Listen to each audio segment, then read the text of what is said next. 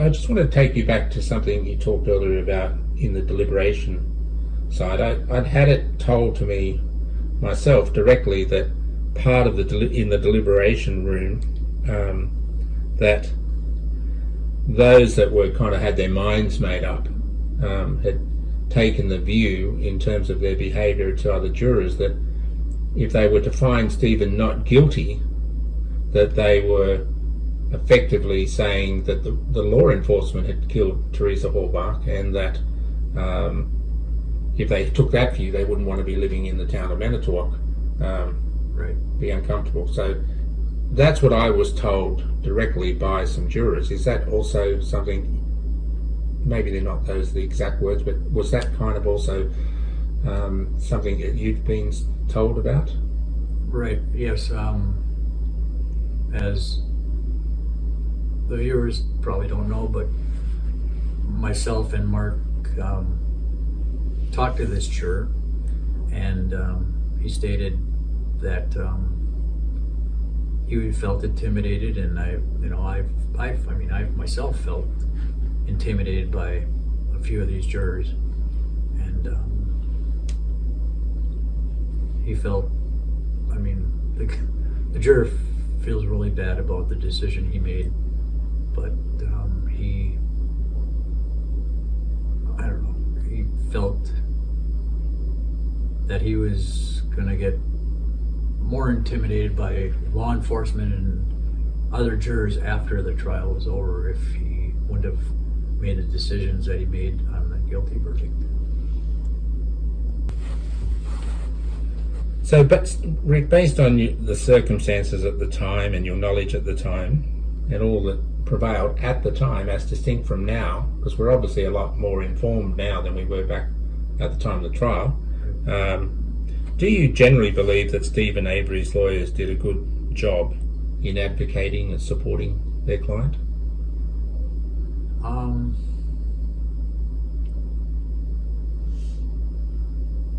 Based at the time. Yeah, my view is that I think they did a great job at presenting their case of what they had. I know a lot of other people don't feel they did their job, but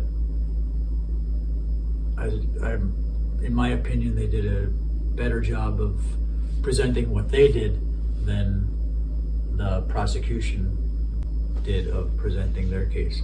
Well, you're the only person relative to anyone else, including myself, that can make a judgment about that, because you sat in the courtroom every day. Right. So you saw what was going on. You saw the emotion, the arguments, the whatever they were.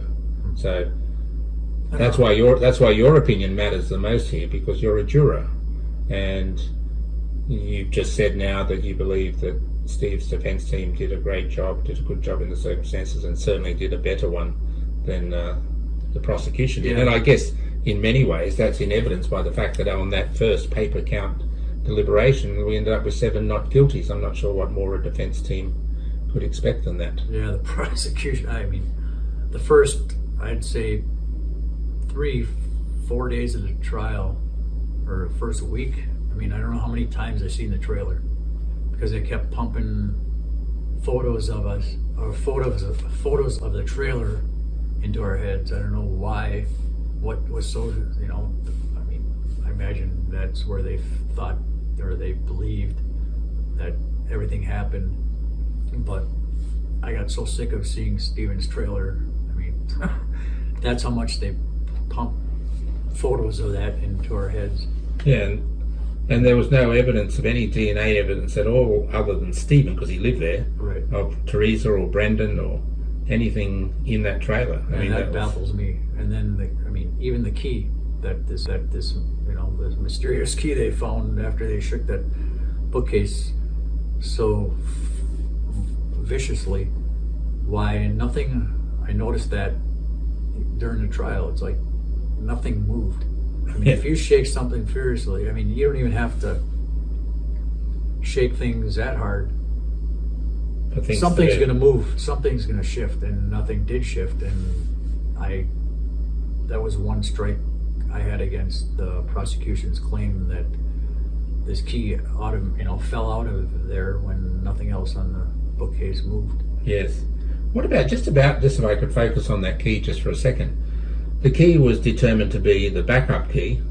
And so there's a couple of issues. Why would there be a backup? Most people keep their backup key somewhere other than with their normal key. So and no DNA. No DNA on the key at all other than Steven's. Odd. Right? So as a juror at the time, did you think that's all a bit strange, this shiny backup key? Why do we even have a backup key as opposed to the main key? Right. And why doesn't it, in any event, have someone else's DNA other than Steven Avery's on it? Did that strike you as being odd? Yeah, it didn't make any sense at all. Right. I mean, if Teresa uses key, even a few times, it would have had her DNA and it would have been mixed. Yes. But there was no mix. It was just Steven's, and that was unreal. That's all I can say. It's unreal. Okay, so just looking at I've only got a few more questions for you. So just looking at the state's witness, of all the witnesses presented by the state, be they family members, expert witnesses or whatever, in terms of the testimony given by those witnesses, which of those witnesses' testimony, irrespective of whether you believed it or not, did you feel was the most damning or the most negative for Steven Avery? In other words, the most powerful. Whatever they said, irrespective of whether it was true or not, who do you think made the statements that had the most impact on the jurors? According to my recollection, I didn't find a lot of the prosecution's witnesses credible. Yes. The state DNA expert with the mixed Sherry Colhane. Yeah. With she was mixed up the DNA. DNA. She was having a student or some trainee sit in with her, and the little bit of DNA she did have was contaminated because of this other person or herself or whatever, and they used the sample all up, so they had no other way of testing it again. Right. Yeah. And there were so many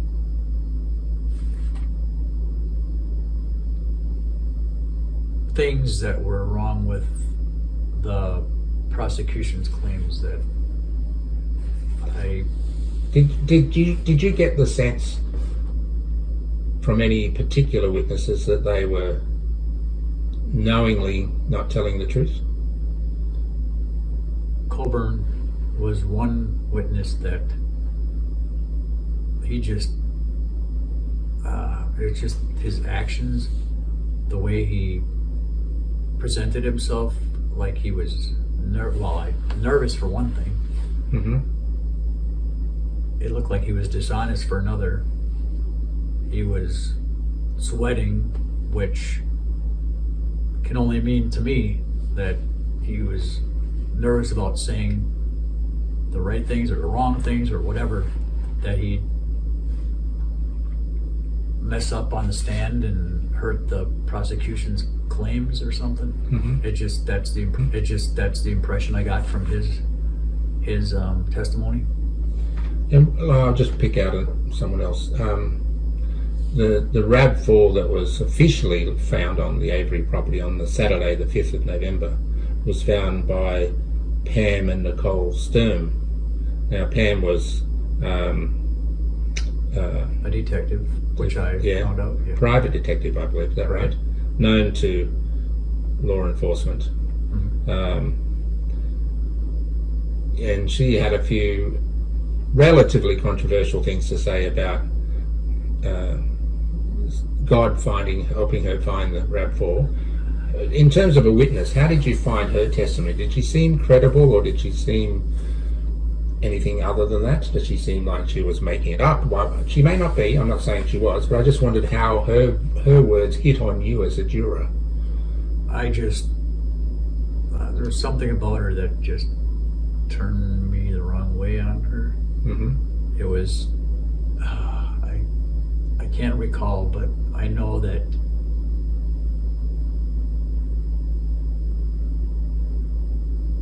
was odd that she managed to go right to that area. Mm-hmm. I mean, that was the one thing that struck me. It seemed like she basically knew where to go.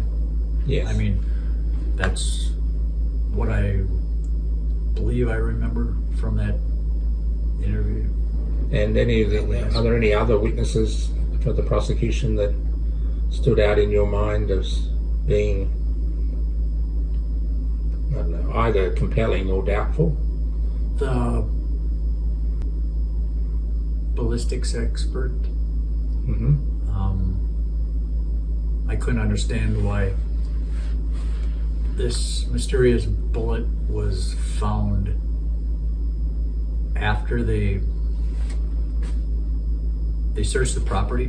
Mm-hmm. I mean, usually my belief is if you're law enforcement and you're conducting an investigation on a building or a property, you thoroughly do your job while you're there the first time. Yes. Because there is no room for error. But as I recall, I'm trying to think back this far, that after so many searches, I think it was the 7th search or something, or whatever it was, they found this bullet. They went back and found this clean bullet sitting on a dirty floor in the garage. Interestingly, that happened. It was found in March of 2006. Right, that was after they did their 5 months after the first thing, and they had searched the garage before.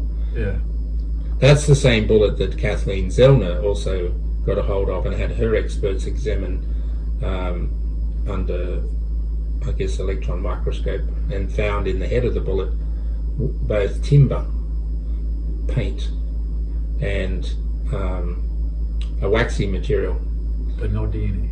Well, the DNA, that bullet had DNA on it, but it had Teresa's DNA on it, and that was their argument. That was of course, this is a matter primarily, of course, came up in Brendan's trial as well, but they argued that was the bullet and therefore the gun that shot Teresa in the garage. But unless Teresa, with due respect to Teresa who's passed, unless her head was made of timber and paint, that didn't make any sense at all. But anyway, that's kind of a separate. So you were concerned. I was questioning that. Yes. The bullet. I mean, why wouldn't you? My biggest concern was, why wouldn't you search the garage thoroughly before you even left the property? Why would you have to come back on months down the line and then finally find this bullet? Yes. That's what didn't make sense to me, and that was another strike against the prosecution's claim. Right.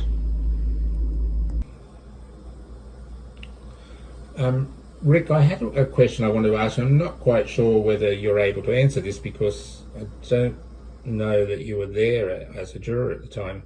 But there was, we do know from deliberations and records that the jury had asked the judge for more information about Bobby Dassey's testimony. So I don't think you would have been there when they were asking for that. So, but just on, reflection, why do you think his testimony was something that they needed to understand better or wanted to know more? Have you got any thoughts about why that was the case? I have no idea on why they would have asked for Bobby's testimony. Okay, that's good. I'm not sure. No problem, that's good. So we are close to the end. I keep saying that, but we are. So looking back on the case 16 years on, and armed with a wealth of new information not presented at trial, do you feel Steven Avery is deserving of a new trial? I believe 100% that he is. So, Rick, thank you very much for taking the time.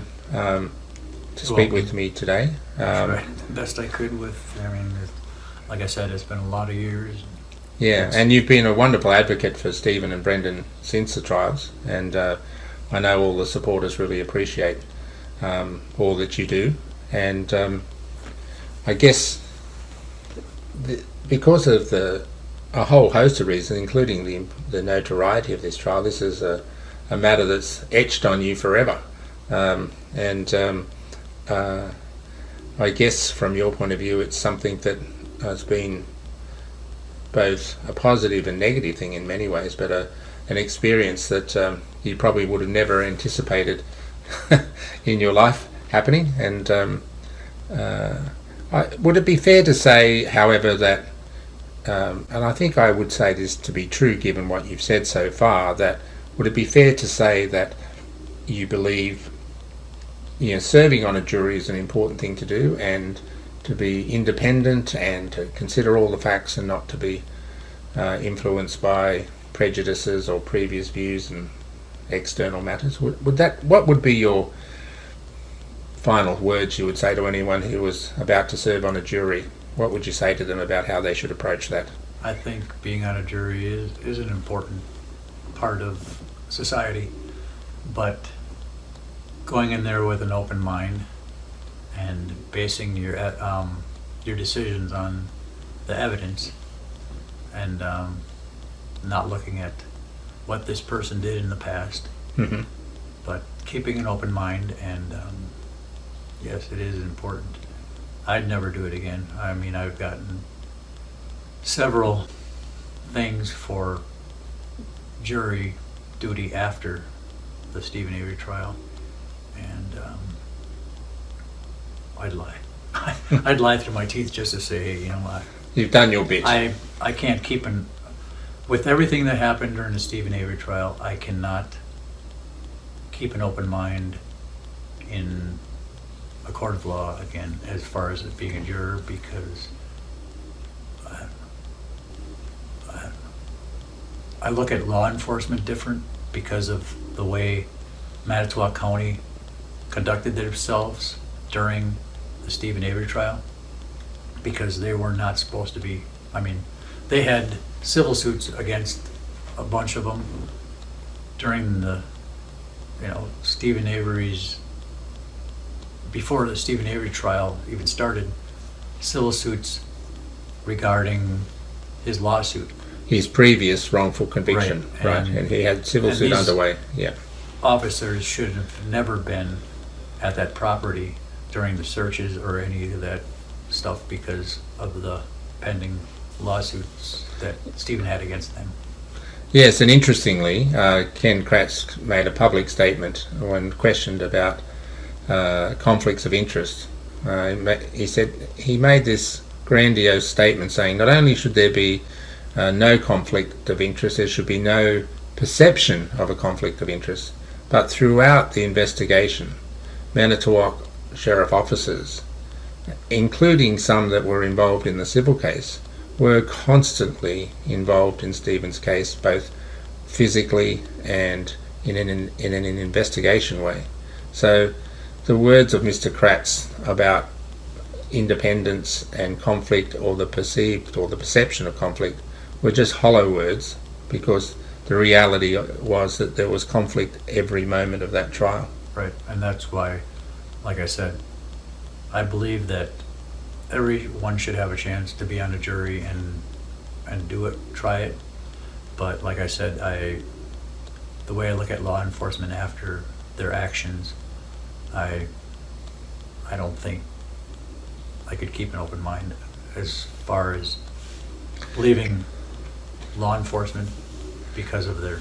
Yeah, so your experience at the Steven Avery trial has tainted your ability to judge law enforcement as being truly independent, that you'd be always worried that they might be doing something improper or nefarious. That's correct. Yes, well, I can definitely understand that, particularly in that trial, how you would come to that conclusion. Yeah, and it still bothers me very, very much, because I know that Brendan and Steven are 100% innocent. And yeah. you know, it's something you just don't forget, that you have to live with the rest of your life because of the decision I have to live with because of the decision I made to leave the jury because of what happened at home, but I don't regret at all being on the jury. That's good. Would it be fair to say, though, could I just ask you this, one of my 10 final questions? I'm sorry about that. That given that you were one of the 7 not guilties in that paper ballot at the beginning, do you think there was anything that any other jurors, the stubborn ones or anyone else, could have said that would have changed your view about that? You think you would have stuck at not guilty no matter what? I would have stuck at not guilty based on all the evidence that I saw in the courtroom and the things I witnessed on the stand and the prosecution's claims. I would stick with my decision. You know, like I said, the only thing I could have found Steven guilty on would have been having the gun at his residence because of the state statute that felons cannot be around a gun, period. Yep. Okay, Rick, well, thanks again. I really appreciate you taking the time and the courage for It was a pleasure. speaking out to us. And like I said, I did the best I could. Yeah. And after all these years, and I felt shy about doing other interviews with other people because I don't like live things because I don't know. I've been asked so many questions about the trial, and it's been the same things over and over and over, and it's you get tired after repeating the same answers all the same time. I mean. Once again, many thanks, Rick, for all your support and assistance with this interview. We really do appreciate you being candid and open about your experience as a juror. I trust everyone enjoyed the interviews, and feel free to leave comments below.